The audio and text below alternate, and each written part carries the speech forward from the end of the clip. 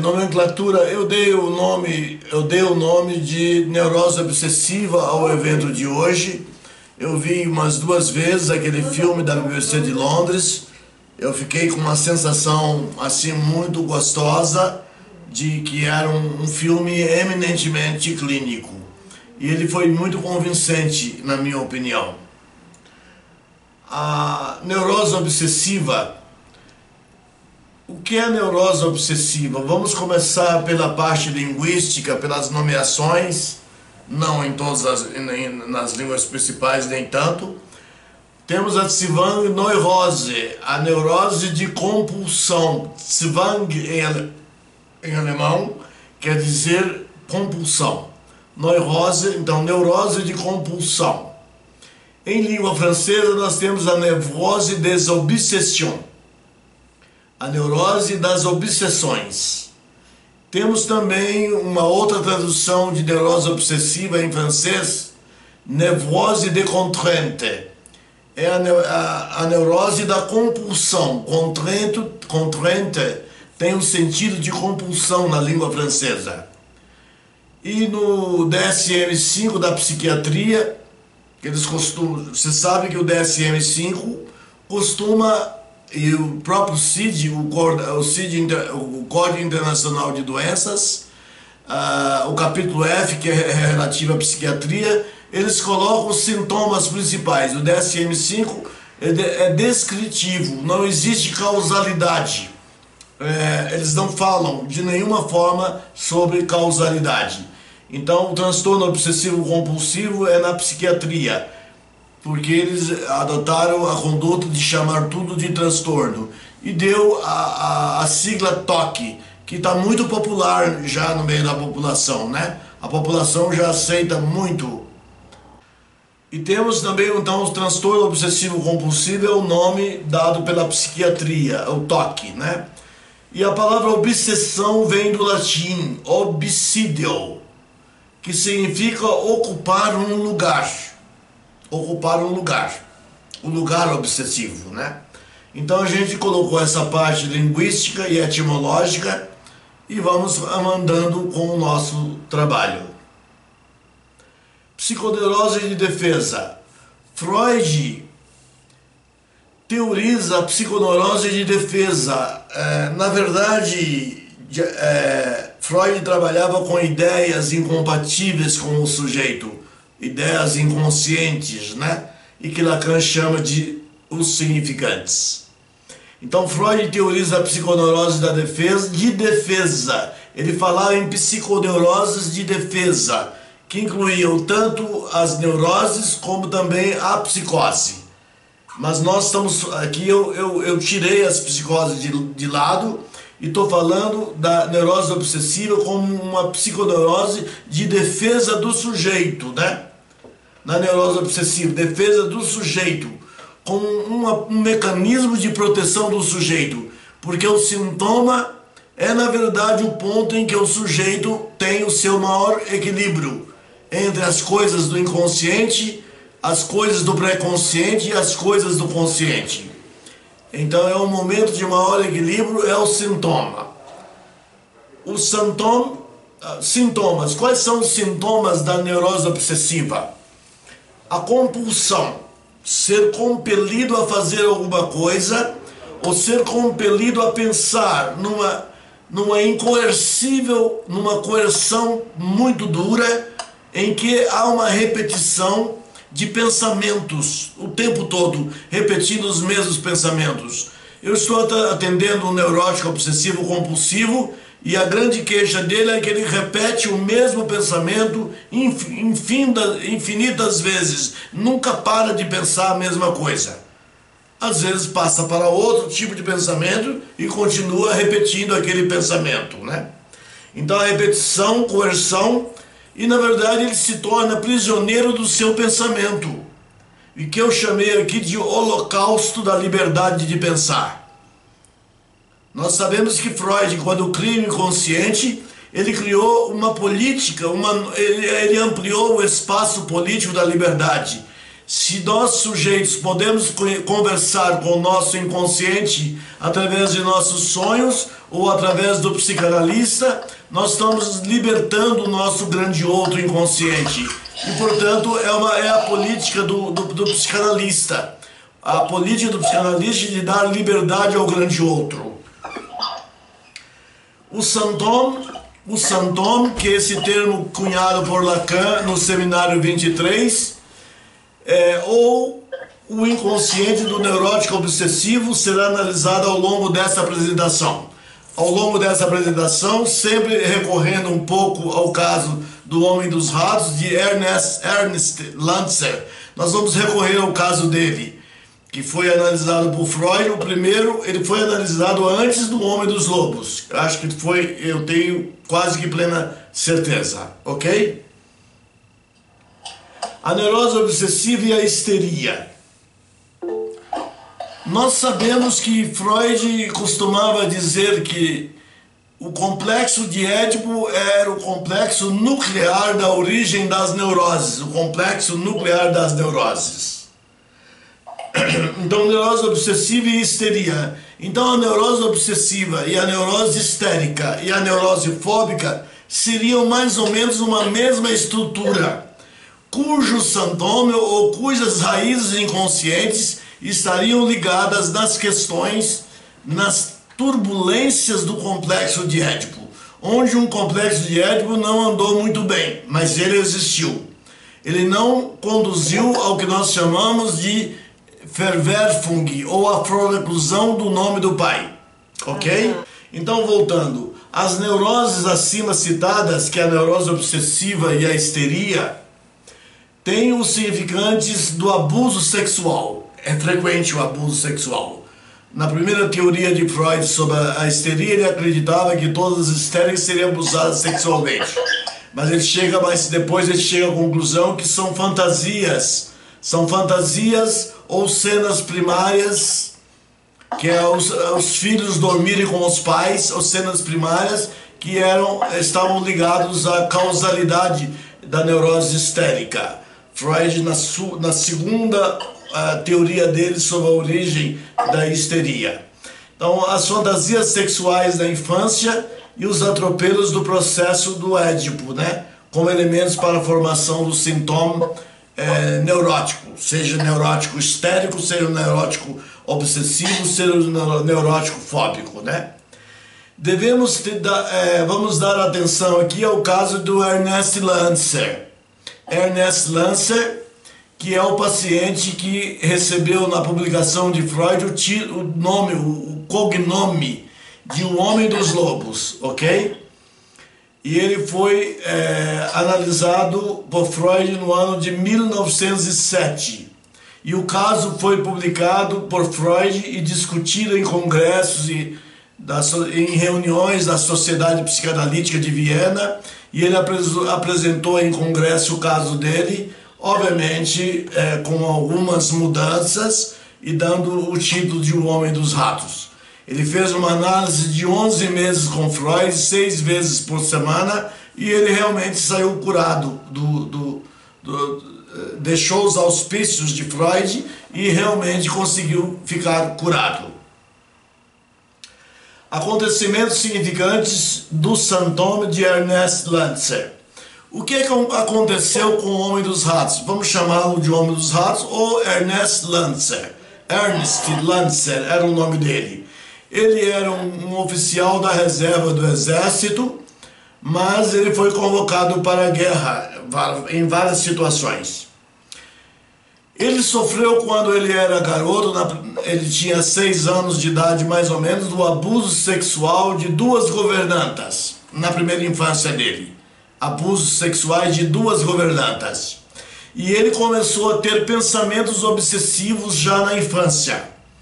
Ele, no filme, mostra, Freud pergunta, desde quando você tem esses pensamentos obsessivos? Ele disse, desde a infância. Mas a coisa piorou nos últimos 4 anos, depois que eu participei de uma operação militar e alguma coisa de grave aconteceu nessa operação militar da qual ele participou. Ele tinha 29 anos quando ele estava sendo analisado por Freud, atendido por Freud. Tem a Urtsene. Urtsene é a cena primária, porque nós pesquisamos, nós lemos e nós sabemos que Ernest Lancer, quando menino, ele dormia na cama dos pais. Imagine, a cena primária aconteceu. E a cena primária, nós sabemos que foi fundamental para a questão do homem dos lobos, do sonho dos lobos. O homem dos lobos era também um neurótico obsessivo compulsivo. Então vejam vocês, a cena primária é muito importante e ela acontecia na vida familiar de Ernest Lancer.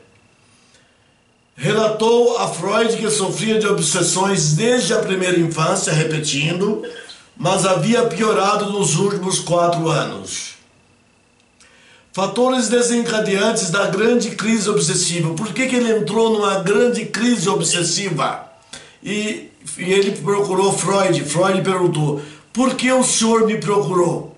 Ele respondeu: ouvi falar do senhor. O senhor leu algum dos meus livros, dos meus escritos? Ele disse: não, mas eu tive recomendações de outros de que eu poderia procurá-lo para tratar essa situação. Ele estava numa operação militar no campo, o Ernest Lancer, e ele estava conversando com um capitão malvado chamado Novak. E quando ele disse algumas coisas que o deixou aterrorizado. O capitão fala com ele da tortura de prisioneiros. O capitão era favorável a torturar prisioneiros de guerra ou de operações militares. E aí ele criou um mecanismo de colocar ratos nos fundos das pessoas, e os ratos entravam corpo adentro através do ânus, numa tentativa de se libertar. E isso criou um grande horror na pessoa do Ernest Lancer, criou um grande horror, e aí começou essa grande descompensação que levou a ir procurar Freud.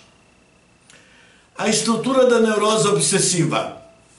Ideias incompatíveis que geram culpa. E ele sempre dizia: Dr. Freud, eu tenho medo de que algo muito grave vai acontecer com meu pai e com a minha namorada. Ele, com 29 anos, o pai já havia morrido há muito tempo. Ele dizia que tinha medo que algo grave fosse acontecer com a namorada ou com o pai. O pai já estava morto, né?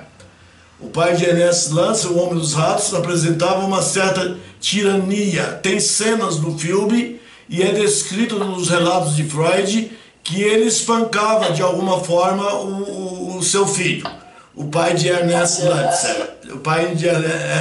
Lancer. E ele desenvolveu uma relação de enamoração lacaniana com este pai. Enamoração lacaniana, enamoração é amor e ódio, né? A tradução de amor e ódio em francês, a melhor expressão que Lacan criou foi enamoração. Agora, a tradução para o português, nós utilizamos amódio ou às vezes amoródio, que seria talvez mais expressivo. Então ele tinha uma relação de amor e de ódio com o pai. Com o pai devido, obviamente, a estas punições que ele sofria por variados motivos que não são descritos no trabalho de Freud. Ele fora chicoteado pelo pai por motivos que não são claros, e o próprio filme feito pela BBC de Londres mostrou uma cena em que ele era chicoteado pelo pai. Sintomas além da estrutura. Os sintomas além da estrutura. Ambiver. Ambiver é uma expressão em língua alemã do nosso querido Freud, que quer dizer um ato de defesa. Ambiver. Um ato de defesa do sujeito contra significantes ou ideias incompatíveis com a harmonia subjetiva. Ele tinha ideias incompatíveis com ele mesmo sobre o pai. e tinha ideias incompatíveis sobre aquelas governantas que abusavam sexualmente dele, colocando-o com 5 anos, 6 anos, debaixo das saias dela, com a promessa de que ele não revelasse a ninguém. E isso, obviamente, com uma sexualidade complexa, numa idade bastante tenra, ele começou a ter os sintomas de neurose obsessiva. Vejam vocês, pensamentos repetitivos e coercivos contra a vontade do paciente. Ele dizia: Dr. Freud, me vêm pensamentos que se repetem, que se repetem, que se repetem, sou eu mesmo pensando, não é outro que está pensando por mim. Talvez Freud teria especulado para saber se não era ali um delírio, se não havia ali um pensamento delirante. Mas um pensamento que tinha uma semelhança muito grande com os delírios, mas não era delírio, era o pensamento dele mesmo, em que ele perdeu a liberdade de escolher em que pensar. Isso ocorre com o neurótico obsessivo. Estou tratando atualmente de um neurótico obsessivo, compulsivo. Ele diz que o pensamento se repete infinitas vezes na mente, na cabeça dele. E eu tive que dar um calmante, que estava com uma angústia muito grande, e começou a praticar automutilação para diminuir a angústia. Aí eu passei alguma medicação para diminuir a intensidade da angústia. Então vejam vocês, pensamentos repetitivos, repetindo e coercivos contra a vontade do paciente, apenas aparentando delírios, Ordens absurdas, como cortar a garganta. Aí ele disse para Freud: isso é um absurdo, eu sei que eu não posso fazer isso, mas me vem ordens, mas uma ordem que vem do meu próprio pensamento, de que eu corte a garganta com uma navalha, né? Mas o paciente tinha um insight consciente para não realizar o ato. Não era um delírio, não era uma alucinação. Era, na verdade, o pensamento obsessivo, porque ele escraviza, ele coloca grilhões no cogito do paciente. Ele fica realmente escravizado daqueles pensamentos repetitivos que aparecem na sua mente e que pensam por conta própria, né? Mas não se trata, parece muito com a psicose, mas não se trata da psicose. Embora possa ter algum parentesco muito distante, né? Mas ele não tinha a foraclusão do nome do pai. Ordens absurdas, repetindo, como cortar a garganta, mas o paciente tem um insight consciente para não realizar o ato. E havia também uma procrastinação ritualística, porque ele perdeu os seus óculos, eles foram quebrados, e ele mandou uma mensagem telegráfica ao oculista dele em Viena, e para ele pagar esses óculos, a moça do correio que o recebeu e mandou os óculos para ele, ele não dava conta de fazer esse pagamento, e criou um imbróglio, uma confusão a maior possível, que ele não conseguia pagar a taxa que a moça do correio havia mandado pagar ao oculista dele em Viena. É um outro sintoma importante do caso. Ideias invasivas, mas dele. Ele dizia: doutor, as ideias me invadem, mas são minhas as ideias. A compulsão pensamental gerava uma intensa angústia. O pensamento que se repete é um processo longo, sem a perspectiva racional e consciente da interrupção. Ele tinha momentos que o pensamento obsessivo se interrompia, falando corretamente, e havia um certo alívio, mas outros apareciam logo a seguir. Repetimos que se trata de uma histeria que não apela ao corpo. A neurose obsessiva atinge somente a estrutura pensamental. Já nós sabemos que a histeria, ela tem uma conversão corporal. Ela atinge o corpo do paciente histérico, do neurótico histérico. Já no caso da neurose obsessiva, é o pensamento, a estrutura pensamental é que está histericizada. Isso é importante que deixe claro.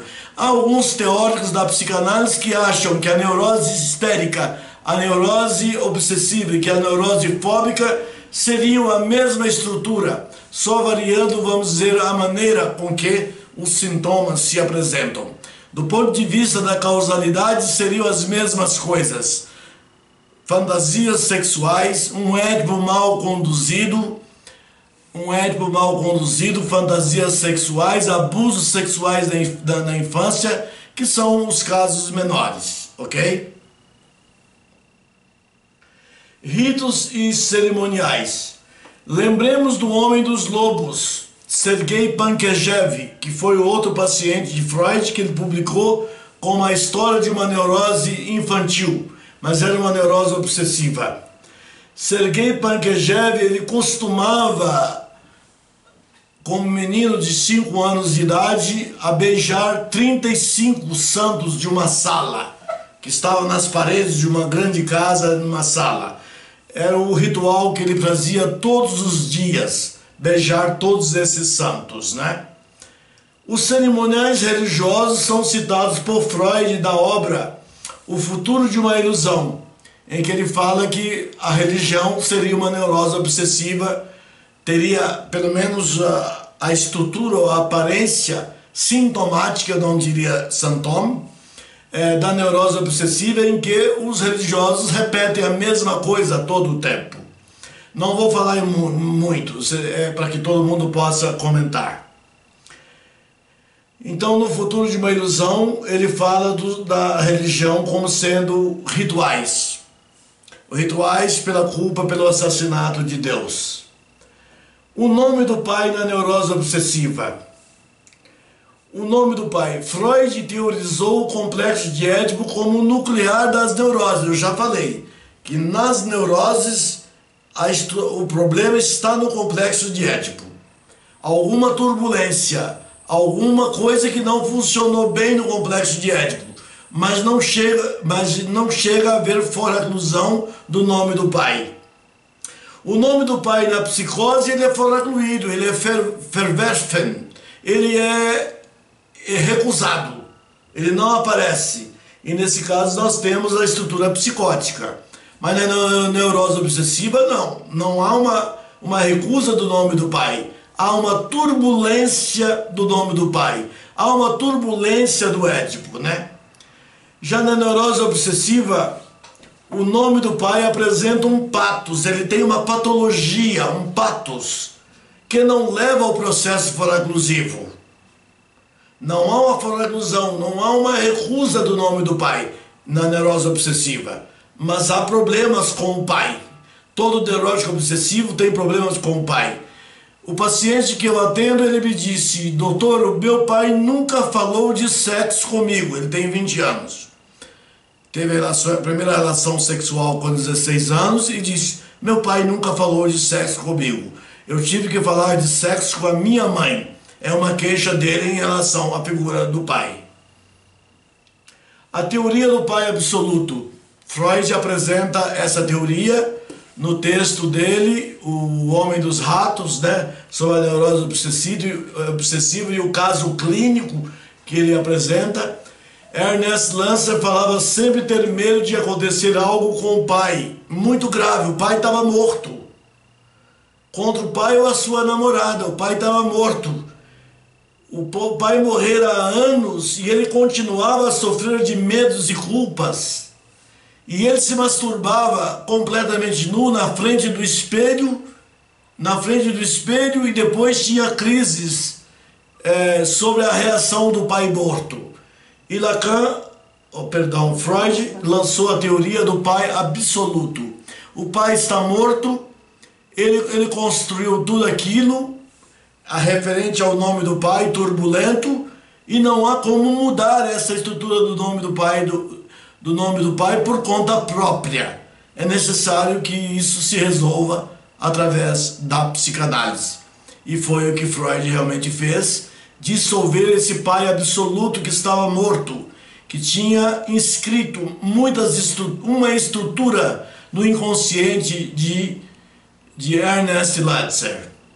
A teoria do Pai Absoluto, que é uma grande novidade que nós trazemos aqui para esta sala de telesala de psicanálise em nosso seminário.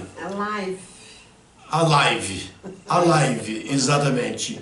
A transferência com Freud foi muito complexa. Durante a análise com Freud, com duração aproximada de 1 ano, 6 vezes por semana, ele apresentava a relação de amor e ódio com Freud. Amor e ódio. E Freud interpretou que ele estava achando que ele era o pai de Ernest Latzer. Eu não sou seu pai. Você está fazendo uma transferência comigo como se eu fosse o seu pai, tendo uma relação de amor e ódio. Aproveito a chance para teorizar. Isso aí sou eu quem falo. Que a neurose histérica, a neurose fóbica e a neurose obsessiva têm vínculos com o eventual patos do Édipo, sim. Então, a transferência foi tão complexa que ele envolveu a filha de Freud, jogando fezes de gado no imaginário dele, no rosto da filha de Freud, e dizendo que você é um canalha que quer casar sua filha comigo. Chegou a dizer isso para Freud, e Freud, pacientemente, como psicanalista, que estava fundando a psicanálise, que estava escutando um caso que ele achou interessantíssimo de neurose obsessiva, com muita calma, muita paciência, ele saía do divã e ele levava-o de novo para o divã, e Freud soube com muita sabedoria conduzir esse caso, porque ele sabia que ali estava uma chave para a compreensão da neurose obsessiva.